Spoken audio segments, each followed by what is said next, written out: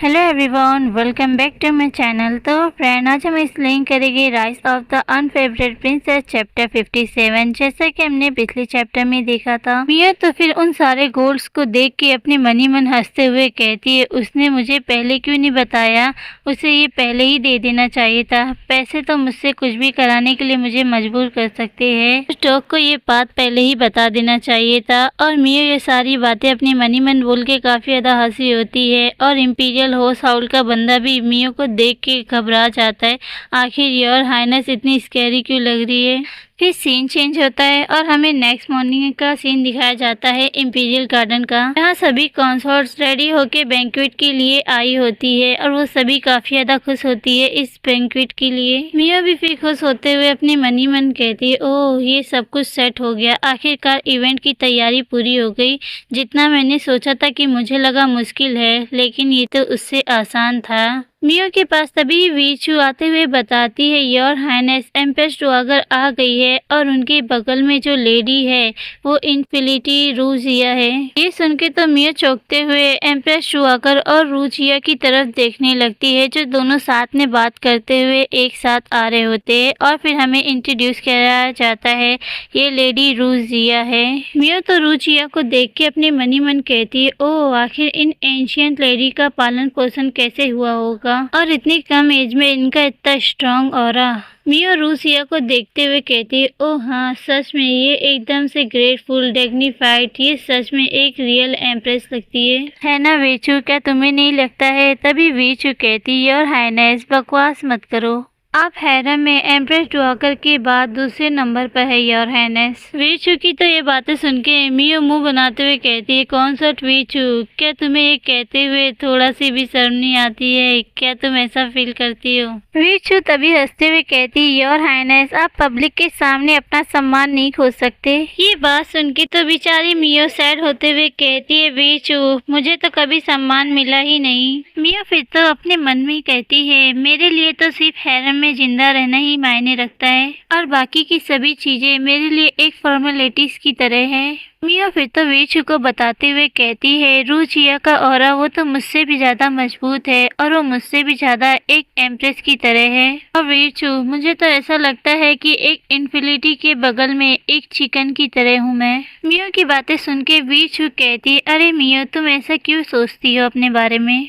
मिया फिर तो मुस्कुराते हुए कहती है, खैर वीचू मेरी आंखें हैं, मैं ये देख सकती हूँ। और तभी वहाँ पे एम्प्रेस ड्वागर आ जाती है, जो मियो को देख के बुलाती है, एम्प्रेस इधर आओ। मियो ये सुन के तो वीचू को बताते हुए कहती है, देखो वीचू क्या तुम्हें ऐसा नहीं लग रहा है जैसे कि वो एक डॉग को बुला रही है। ये बोल के मियो एम्प्रेस ड्वागर के पास चले आती है और वीचू मियो को देख के सॉरी फील कर रही होती है। तभी मियो एम्प्रेस ड्वागर के पास आते हुए कहती है, greeting your highness the empress dowager. बगल में ही रूसिया खड़ी होती है और वो मियो को देखते हुए कहती है, ओह अच्छा तो तुम जियांग मियो एम्प्रेस हो। ये सुन के तो मियो भी स्माइल करते हुए कहती है, ओह मेरे ख्याल से तुम इन्फिनिटी रूजिया हो। तो फ्रेंड अब से मैं इसे प्रिंसेस रूजिया कहूंगी क्योंकि इसका टाइटल ही प्रिंसेस है। तभी रूजिया मियो के सामने आके खड़ी हो जाती है और अपने एटीट्यूड को दिखाते हुए कहती है, ओ एम्प्रेस मैंने सोचा था कि मैं आपसे पर्सनली मिलूं और आप एक परी जैसी होगी,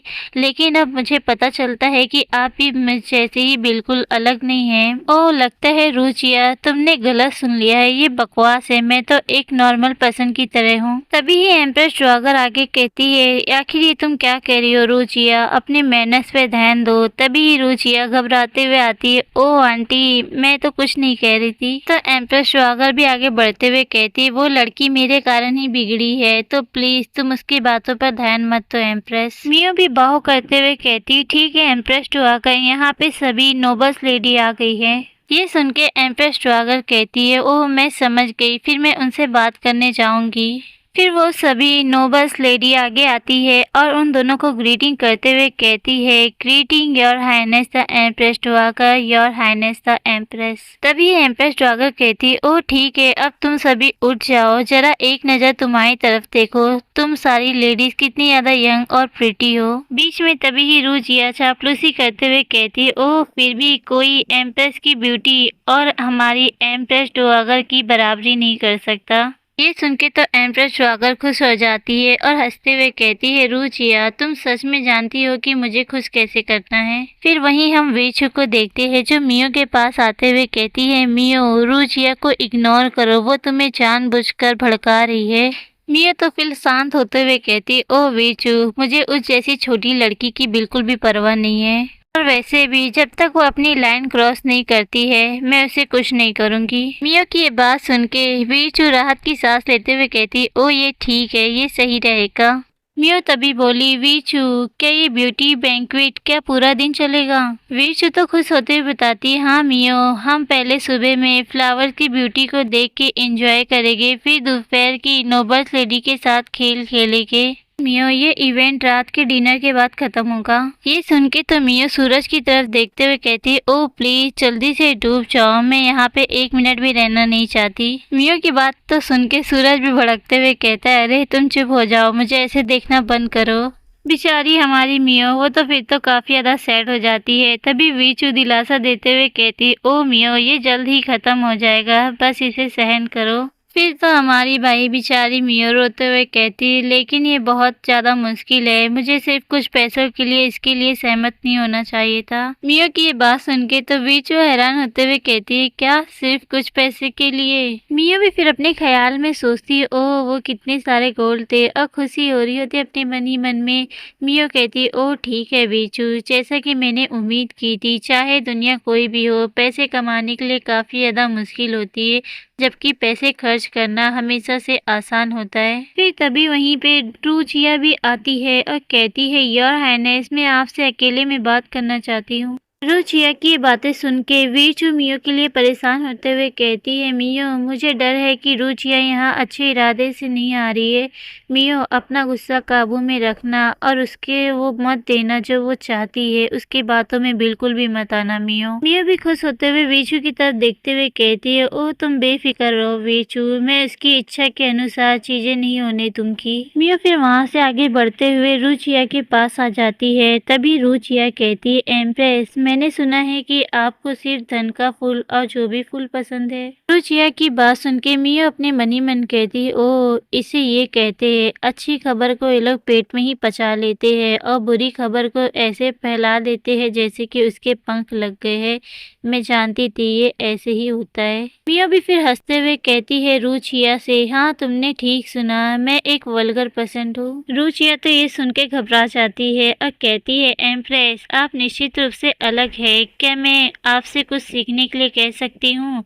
और ये सुन के तो मियो कंफ्यूज होते हुए कहती, क्या वो मुझसे क्या सीखना चाहती है आखिर? रुचिया फिर तो मियो के क्लोज आते हुए उसे अप्रोच करते हुए कहती है, एम्प्रेस क्या तुम मुझे सिखा सकती हो कि हिज मैजेस्टी को सेड्यूस कैसे किया जाए और उनका ध्यान अपनी तरफ कैसे किया जाए और एक एम्प्रेस कैसे बना जाए, तब कि जब उसकी फैमिली पूरी तरीके से डिक्लाइन में हो। रुचिया की ये बात सुन के तो मियो को फिर वीचू की बात याद आती है जो अपने मन ही मन कहती, हाँ वीचू ने बिल्कुल सही कहा था। मियो को चुप देख के तभी रुचिया हंसते हुए कहती, ओ सचमुच मैं आपके अनुभव से सीखना चाहती थी। योर हाइनेस अब आप बात क्यों नहीं कर रही है? मियो बोली, प्रिंसेस तुमने अभी क्या कहा, मैं समझ नहीं पाई। रुचिया बोली, योर हाइनेस मैं कह रही थी कि तुम यूचियाओ के साथ कैसे जुड़ गई और ये तुम जैसी लड़की की होनी चाहिए जो बदसूरत दिखती है और उसका जिसका की कोई नोबल फैमिली भी नहीं है। रुचिया की बात सुन के तो मियो अपने गुस्से को कंट्रोल करते हुए अपने मन ही मन कहती है, ओ ऐसा लगता है कि उसे सचमुच सबक सिखाने की जरूरत है। रुचिया मियो को ऐसे शांत देखते हुए और उसे उकसाते हुए फिर कहती है, योर हाइनेस क्या ये आपकी दिखावटी आवाज है या फिर ये आपकी बेशर्मी है? मियो तो रुचिया की बातें सुन के काफी ज्यादा उसे गुस्सा आ रहा होता है और अपने मन ही मन वो कहती है, बेहतर होगा कि तुम अभी यहीं रुक जाओ या अगर मैं अपना आपा खो दूंगी तो पता नहीं, जब मैं तुम्हें सुनाना शुरू कर दूंगी तो तुम रोना मत। रुचिया फिर तो मियो को और भी ज्यादा गुस्सा दिलाने के लिए कहती है, मैं तुम नहीं हूँ, तुम चुपचाप डॉग हाउस में क्यों नहीं रह सकती, मेरे सामने आकर तुम अपना अपमान क्यों करा रही हो? मियो बोली, अच्छा। मियो भी फिर उसे टोन मारते हुए कहती है, तुम्हें तुम्हें क्या सचमुच मानती हो कि मैं तुम्हारे साथ कुछ भी करने की हिम्मत नहीं करूंगी? रुचिया भी हंसते हुए कहती, ओ एम्प्रेस, हिम्मत है तो मुझे मारो। क्या तुम एम्प्रेस डुआगर के सामने अपनी बदमाशी और अपनी बदतमीजी को दिखाना चाहती हो? रुचिया तो फिर अपनी तारीफों की पुल बांधते हुए कहती है मियो से, लिन किंगडम में हर कोई जानता है कि एम्प्रेस डुआगर मेरी आंटी है और वो मुझे सबसे ज्यादा पसंद करती है। रुचिया की बातें सुन के मियो भी फिर एम्प्रेस डुआगर की तरफ एक झलक देखती है। रुचिया मियो को ऐसा देखते हुए काफी जोरों जोरों से हंसने लगती है और उसे फिर चिढ़ाते हुए कहती है, मैं शर्त लगाती हूँ तुम ऐसा करने के बारे में सोचने की हिम्मत भी मत करना। तुम तो सिर्फ एक डिस्पोज एम्प्रेस हो, एक छोड़ी हुई। रुचिया तो फिर आगे बढ़ते हुए मियो के पास आ जाती है और उसे अप्रोच करते हुए कहती है, हिज मैजेस्टी ने तुम्हें सिर्फ इसलिए बाहर निकाला है क्योंकि उन्हें तुम पर दया आती है और तुम्हारे लिए बेहतर होगा कि तुम अपने मैनर्स को ठीक रखो और तुम मेरे रास्ते में कभी मत खड़े हो। ये सुन के मियो भी कहती है, ओह रुचिया, तुम रास्ते में खड़ी हो? आखिर तुम ये क्या कह सकती हो कि मैं तुम्हारे रास्ते में खड़ी हूँ? मियो की ये बात सुन के तो रुचिया हंसते हुए कहती है, अगर तुम नहीं होती तो यूची की एम्प्रेस में बन जाती। तुम मेरी तुलना में कुछ भी नहीं हो एम्प्रेस। मियो बोली, ओ अच्छा, लेकिन अब मैं एम्प्रेस हूँ, मेरी तुलना में तुम कुछ भी नहीं हो। तो फ्रेंड, ये चैप्टर यहीं खत्म होता है। इसके नेक्स्ट चैप्टर में देखना है क्या मियो एम्प्रेस डुआगर यूचिया से जाके इसकी शिकायत करेगी या फिर रुचिया हमारी मियो को ऐसे ही बुली करती रहेगी। एंड फ्रेंड, नेक्स्ट चैप्टर के लिए ज़्यादा से ज़्यादा कमेंट करें और अपना पूरा सपोर्ट दिखाएं। Take care, bye bye.